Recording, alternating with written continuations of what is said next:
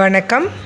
இன்னைக்கு 2 snacks item எப்படி செய்கிறது அப்படிங்கிறத பார்ப்போம். அதுக்கு புளிக்காத கெட்டியான தயிர் ஒரு 1/2 லிட்டர் போல் தேவைப்படும். இப்போது தயிரில் பெரிய குழிக்கரண்டியில் ஒரு 3 குழிக்கரண்டி தனியாகவும் இன்னொரு 3 குழிக்கரண்டி தனியாகவும் நம்ம பிரித்து எடுத்துக்க போகிறோம். ஸோ மொத்தமாக 6 குழிக்கரண்டி தயிரை எடுத்து இந்த மாதிரி நல்லா அடித்து கொஞ்சம் கூட கட்டிகளே இல்லாமல் அடித்து எடுத்துக்கணுங்க. அந்த அடித்த தயிரில் பாதி அளவுக்கு 2 பவுல்ஸில் தனித்தனியாக எடுத்து வச்சுக்கணுங்க. அது போக மீதி ஒரு 2 கரண்டி போல் தயிர் மீதி இருக்கும். அந்த தயிரில் நம்ம நீர்மோர் பதத்துக்கு தண்ணி சேர்த்து கரைச்சிக்க போகிறோம். நம்ம யூஸ்வலாக நம்ம தயிர் சாதத்துக்கெலாம் நீர் மோர் கரைப்போம் இல்லைங்களா, அந்த மாதிரி கரைச்சி எடுத்துக்கங்க. இப்போ அதில் கொஞ்சமாக உப்பு, ஒரு 1/4 டீஸ்பூன் அளவுக்கு மட்டும் உப்பு சேர்த்து நல்லா கலந்து விட்டுக்கோங்க. பாருங்கள், தயிர் இந்த ஸ்டேஜுக்கு மோர் மாதிரி மாற்றி எடுத்து வச்சுக்கணும். அதுக்காக ரொம்பவும் தண்ணி சேர்த்துற வேண்டாம். இப்போது இந்த ரெசிபிக்கு நான் 7 பிரெட் ஸ்லைசஸ் எடுத்திருக்கேன். உங்கள் ஃபேமிலியில் எவ்வளோ பேர் இருக்காங்களோ அதுக்கு தகுந்த மாதிரி நீங்கள் பிரெட் எடுத்துக்கலாம். எல்லா பிரெட்டுக்குமே ஓரங்களை வெட்டினதுக்கு அப்புறமா அந்த பிரெட் ஸ்லைசஸை ஒவ்வொன்றா எடுத்து நம்ம செஞ்சு வச்சிருக்கிற அந்த மோர் உப்பு கலவையில் அப்படியே நனைச்சு 2 பக்கமும் நனைச்சு பிழிஞ்சு எடுத்துக்கணும். 2 கைக்கு இடையில வச்சு இந்த மாதிரி பிழிஞ்சு எடுத்துக்கங்க. அப்போ பிரெட் அழகாக நீட்டாக புழிஞ்சு எடுக்க முடியும். கையில் வச்சு உள்ளே வச்சு கசக்கிடக்கூடாது. இந்த மாதிரி நேராகவே வச்சு பிழிஞ்சு எடுத்துட்டு அதுக்கு நடுவில் முந்திரி பருப்பும் திராட்சையும் வச்சு இந்த மாதிரி சுற்றிக்கங்க. இந்த இடத்துல முந்திரி பருப்பு திராட்சை வேண்டான்னு நினைக்கிறவங்க உருளைக்கிழங்கை வேக வச்சு அதில் உங்களுக்கு தேவையான மசாலா பொருட்களும் உப்பு சேர்த்து அதை நடுவில் வச்சுக்கலாம். அல்லது வெங்காயத்தை நல்லா எண்ணெய் ஊற்றி உப்பு மிளகாத்தூள் போட்டு வணக்கி அதவும் நடுவில் வச்சுக்கலாம். உங்களோட பிரியம் போல் ஸ்டஃபிங்கை மாற்றிக்கலாம். ஆனால் இந்த திராட்சையும் முந்திரியும் இந்த இதுக்கு ரொம்ப நல்லா இருந்ததுங்க. அதனால் இதையே ஒரு தடவை நீங்கள் ட்ரை பண்ணி பாருங்கள். இந்த மாதிரி அழகாக பொறுமையாக மெதுவாக உருண்டை பிடிச்சி எல்லா பால்ஸையுமே இந்த மாதிரி ரவுண்டாக அப்படியே அடுக்கி வச்சுருங்க. பிரெட்டில் நம்ம எல்லா உருண்டைகளையும் தயார் நிலையில் இப்போது ஒரு பிளேட்டில் அடுக்கி வச்சுக்கோங்க. நீங்கள் எந்த பிளேட்டில் சர்வ் பண்ணுறீங்களோ அந்த பிளேட்லேயே டைரெக்டாக இந்த மாதிரி அடுக்கி வச்சுருங்க. இப்போது மொதல் பவுலில் மீதி இருக்கக்கூடிய அந்த 2 கரண்டி தயிரை நல்லா அடிச்சுக்கங்க. அதில் ஒரு சின்ன தேக்கரண்டி அளவுக்கு சர்க்கரை, அதுலேயே ஒரு 1/4 தேக்கரண்டி அளவுக்கு மட்டும் உப்பு சேர்த்து நல்லா கலந்து விட்டுக்கங்க. இந்த சர்க்கரை இந்த தயிருக்கு அந்த புளிப்பு சுவையை நல்லா பேலன்ஸ் பண்ணி ஒரு சூப்பரான டேஸ்ட்டை கொடுக்குங்க. பிடிக்காதவங்க அந்த சர்க்கரையை அந்த இடத்துல ஸ்கிப் பண்ணிக்கலாம். இப்போ அந்த தயிரை இந்த பிரெட் பால்ஸ் மேலே அழகாக இந்த மாதிரி ஊற்றிட்டு வாங்க. எல்லா பிரெட்டையும் நல்லா தயிரில் சோக் ஆகணும், நனையணும். அந்த அளவுக்கு நல்ல தயிரை க்ரீமியாக அடித்து அந்த தயிரை உள்ளே ஊற்றிக்கங்க.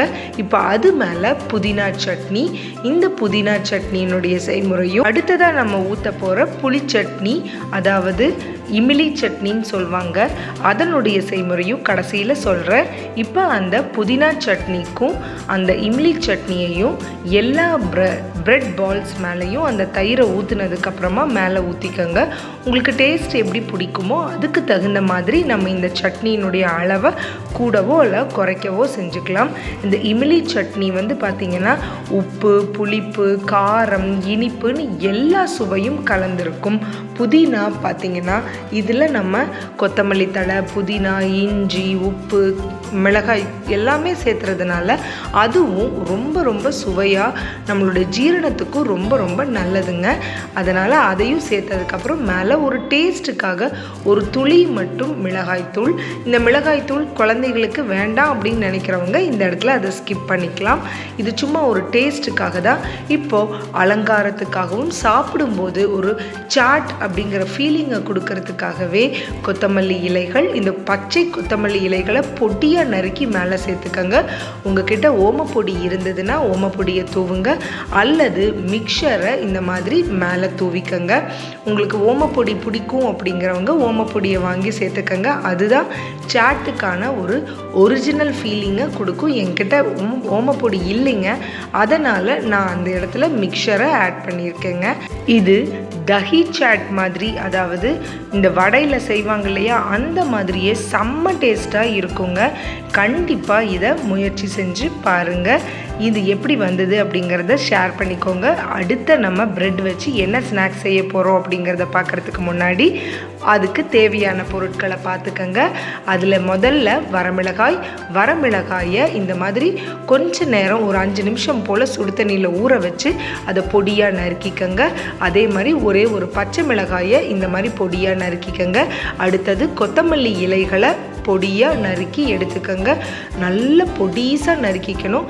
இப்போ நம்ம நறுக்கி வச்ச வரமிளகாய், நறுக்கி வச்சுருக்கக்கூடிய பச்சை மிளகாய், அதுக்கப்புறமா கொஞ்சமாக ஒரு சிட்டிகை அளவுக்கு மஞ்சள் தூள், உப்பு, வெள்ளை ரவை 1 டேபிள் ஸ்பூன், 1 டேபிள் ஸ்பூன் கடலை மாவு, இது எல்லாத்தையுமே நம்ம அடித்து வச்சுருக்கக்கூடிய தயிரில் சேர்த்து அடுத்ததாக லாஸ்ட்டாக பொடியாக நறுக்கின கொத்தமல்லி இலைகளையும் சேர்த்து நல்லா கலந்து விட்டுக்கிறோம். கலந்து விடும்போது உங்களுக்கு தயிர் கொஞ்சம் ஜாஸ்தியாக இருக்கிற மாதிரி தெரிஞ்சதுன்னா ரவையும் கடலை மாவையும் இன்னொரு அரை ஸ்பூன் நீங்கள் சேர்த்துக்கலாம். பாருங்கள், நல்ல க்ரீமியான ஒரு பட்டர் மாதிரியான ஒரு ஸ்ப்ரெட் உங்களுக்கு ப்ரெட்டு மேலே தடவுறதுக்கு கிடச்சிரும். அதை நல்லா இந்த மாதிரி ப்ரெட்டுக்கு மேலே பட்டர் தடவும் போது எப்படி தடவுறீங்களோ அதே மாதிரி தடவி விட்டுட்டு அலங்காரத்துக்காக ஒரு பெரிய கொத்தமல்லி இலையை ஒட்டிக்கங்க. அடுத்ததாக அது மேலே கருப்பு எள்ளை தூவி விட்டுட்டு ஒரு தோசை தவாவில் வெண்ணெய் போட்டு நல்லா சூடாயிட்டு அது மேலே அந்த கடலை மாவு நம்ம தடவின பக்கத்தை வச்சு டோஸ்ட் பண்ணுங்கள் ஸ்லோ ஃப்ளேமில். இப்போ அதே மாதிரி இன்னொரு பக்கம் தயிர், ரவை, கடலை மாவு கலவையை இன்னொரு பக்கமும் அப்ளை பண்ணி அது மேலே கருப்பு எள் அல்லது வெள்ளை எள், கொத்தமல்லி இலைகள் எல்லாத்தையும் தூவி நெய் சேர்த்து 2 பக்கமும் நல்ல பொன் நிறமாகிற வரைக்கும் மிதமான தீயில் தோசைக்கல்லை வச்சு டோஸ்ட் பண்ணி எடுத்து சாப்பிட்டு பாருங்கள். கண்டிப்பாக புது விதமான டேஸ்ட்டில் ஒரு சூப்பர் யம்மியான ஒரு ப்ரெட் டோஸ்ட் கிடைக்குங்க. இதுக்கு எந்த பொருளும் நம்ம வெளியிலேருந்து வாங்கணும்னு அவசியமே இல்லைங்க. இந்த எள்ளை நம்ம தூவுறதுனால இதுக்கு ஒரு ஸ்பெஷல் அரோமாவும் ஒரு நல்ல டேஸ்ட்டும் கிடைக்குங்க. கண்டிப்பாக இந்த டோஸ்ட்டை செஞ்சு கொடுத்து பாருங்கள். இதில் கலோரியோ அல்லது கொழுப்பு சத்தும் அதிகமாகவும் இருக்காது. உடம்புக்கு ரொம்ப ரொம்ப நல்லது. தயிர் சேர்த்ததுனாலேயே இது ரொம்ப யம்மியான ஸ்நாக்ஸாக சாட்டாக இது இருக்குங்க. சாட் சாப்பிடணும்னு விருப்பப்படுறவங்களுக்கு, குழந்தைங்களுக்கு இந்த மாதிரி ஒரு வித்தியாசமான அதே நேரத்தில் ஆரோக்கியமான சாட்டை இப்போ செஞ்சு கொடுங்க. இப்போ நம்ம இந்த க்ரீன் சட்னி எப்படி செய்கிறதுன்னு பார்ப்போம். இந்த க்ரீன் சட்னிக்கு தேவையான பொருட்களை பார்த்துக்கங்க. க்ரீன் சட்னிக்கான எல்லா பொருட்களையும் மிக்சி ஜாரில் போட்டு அரைச்சி எடுத்துக்கிட்டால் போதும். சூப்பரான க்ரீன் சட்னி ரெடி. அடுத்ததாக புளியையும் பேரிச்சம்பழத்தையும் சுடுதண்ணியில் ஊற வச்சு மற்ற பொருட்கள் எல்லாத்தையும் சேர்த்து ஃபைன் பேஸ்ட்டாக அரைச்சிக்கிட்டீங்க அப்படின்னா உங்களுக்கு ரெட் சட்னி தயார். கண்டிப்பாக செஞ்சு பாருங்கள். நன்றி.